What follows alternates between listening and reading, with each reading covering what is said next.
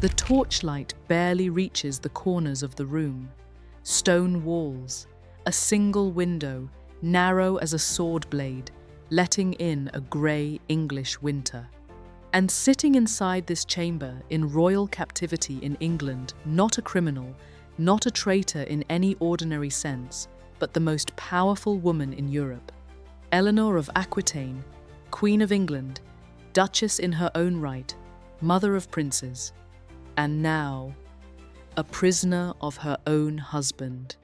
It's 1173, and the woman who once participated in Crusade across desert sands, who shattered one marriage and forged an empire through another, who whispered strategy into the ears of kings, that woman is locked behind a guarded door, stripped of her titles, her household, her voice. The charge? Treason. She dared to side with her own sons against their father, King Henry II, and in the medieval world, a wife who defies her husband, especially a king, doesn't get a second chance. Welcome back. This channel tells the stories of figures who bent the arc of history, not by sitting still, but by refusing to disappear. And no one, perhaps in all of the Middle Ages, refused to disappear quite like Eleanor. Her story is not a fairy tale. It's a chess match played across decades, across kingdoms, across the very idea of what a woman was allowed to be. Let's step back to where it begins. Aquitaine, 1137, the south of France. Imagine a land drenched in sun, where troubadours compose love poetry in open courtyards, where silk gowns catch the light and wine flows at every feast. This isn't the cold, pious north. This is a place of art, of music, of pleasure, and its new duchess is barely 15 years old. Eleanor inherits Aquitaine from her father, becoming overnight one of the wealthiest heiresses on the continent. Her lands stretch from the Loire to the Pyrenees. Every ambitious lord and king in Christendom turns his gaze toward her. Within weeks, she is married to Louis VII of France. She is now Queen of France, but the match is a mismatch from the start. Louis is devout, almost monkish. He prays when Eleanor wants to feast. He retreats when she wants to rule. The court in Paris feels like a cage after the warmth and colour of Aquitaine, its grey corridors a world apart from the sun-dappled gardens, where she had grown up hearing poems about passion and freedom. Eleanor does not shrink into her role. She pushes against it. She attends councils. She voices opinions. And in doing so, she unsettles every man who believes a queen should be seen, blessed, and silent. And then comes a moment that will follow her for the rest of her life. The Second Crusade. Eleanor doesn't just send her husband off to war, she participates. Picture this: a queen in the armoured column, riding through the dust and chaos of Anatolia, arriving in the glittering courts of the Holy Land. In Antioch, she reunites with her uncle, Raymond of Poitiers. The whispers begin almost immediately: scandal, impropriety, perhaps even an affair, though whether any of it is true remains disputed. What is certain is that Eleanor has become controversial. In the eyes of the church and the French court, a woman who travels to war, who mingles with foreign princes, who refuses to stay in her place, she is no longer just inconvenient, she is a threat. By 1152, the marriage is annulled. The official reason is consanguinity.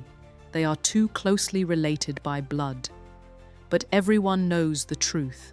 This was a political earthquake. A queen has walked away from the throne of France. And then, just 8 weeks later, she does something that stuns every court in Europe. She marries Henry Plantagenet, Duke of Normandy, Count of Anjou, and very soon, King of England. Look at a map of what they build together. The Angevin Empire, England, Normandy, Anjou, Aquitaine, a domain stretching from the Scottish borderlands to the foothills of Spain. Eleanor isn't just a queen consort. She governs in Henry's absence. She issues charters. Royal decrees bear her seal. She gives him 8 children, among them 2 future kings, Richard, whom she adores, and John, the youngest. But power shared is power contested. Henry begins to sideline her. He takes mistresses, most notoriously Rosamund Clifford, the fair Rosamund of legend. He parcels out her lands to their sons, but keeps the real authority locked in his own fist. Eleanor watches as the man she helped make emperor treats her as a political ornament. She is not the kind of woman who accepts ornament status. By the early 1170s, her sons, Henry the young king, Richard, and Geoffrey, are restless. Their father has given them titles but no real power. Eleanor sees an opening. She counsels them, encourages them. Some say she orchestrates what comes next: open rebellion against Henry II in 1173. Picture the risk she is taking. A queen, conspiring with her own children to overthrow a king who is also her husband. In medieval law, this isn't just politics. This is betrayal of the highest order. If she fails, there will be no mercy. She reportedly attempts to flee Aquitaine, disguised as a man on horseback, riding hard for the French border, though accounts of her escape differ. Henry's men intercept her, or so the records suggest. She is captured, and the doors of her confinement close behind her. For 16 years, Eleanor is held in captivity. 16 years. The silk gowns are replaced by cold linen. The troubadours fall silent. She is moved between castles, allowed occasional appearances at court for holidays, paraded just enough to prove she still lives, but never enough to let her speak. Henry wants the world to forget her. The world does not forget. Her son Richard does not forget. And in 1189, Henry II dies, exhausted, betrayed by his remaining sons, reportedly muttering that he wished he had never been born. Richard takes the throne. One of his first acts as king, he sends riders to release his mother. Eleanor of Aquitaine dies on the first day of April, 1204, at the Abbey of Fontrevraud. She is 82 years old. She has been a duchess, a queen of France, a queen of England, a crusader, a prisoner, a regent, and a kingmaker.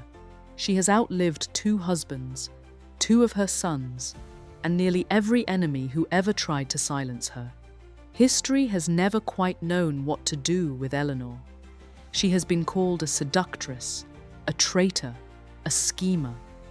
But those words tell you more about the people using them than about the woman herself. She operated inside a world that treated women as currency, as land deals, sealed with a wedding ring, and she played that game better than almost anyone, man or woman, who ever lived. The chains were real. The cold stone was real. But so was the woman who sat inside that chamber and waited not to be rescued, but to outlast. And she did. Power goes beyond titles. Real influence doesn't come from the crown on your head or the official role you hold. It comes from the alliances you build, the relationships you cultivate, and the strategic positioning you maintain. Eleanor understood this better than almost anyone of her era. Even when stripped of titles and confined, her power came from her sons, her networks, and her unshakable reputation. Your reputation shapes your reality. Eleanor's story was told and retold, whispered in court corridors, and debated by the church. If you don't control the narrative about yourself, others will, and their version may not serve you. Eleanor understood that perception was as important as fact. She cultivated the image of a formidable woman, and that image became her shield and her sword. Patience is a strategy. Knowing when to wait can be just as powerful as taking action. Eleanor spent 16 years in captivity without losing her influence or her focus. She waited, she watched. And when the moment came, when her son needed her, when the kingdom needed her, she was ready. Her patience had not weakened her. It had preserved her power for the moment when it would matter most. If this story moved you, there are more like it on this channel. Subscribe, and we'll see you in the next one.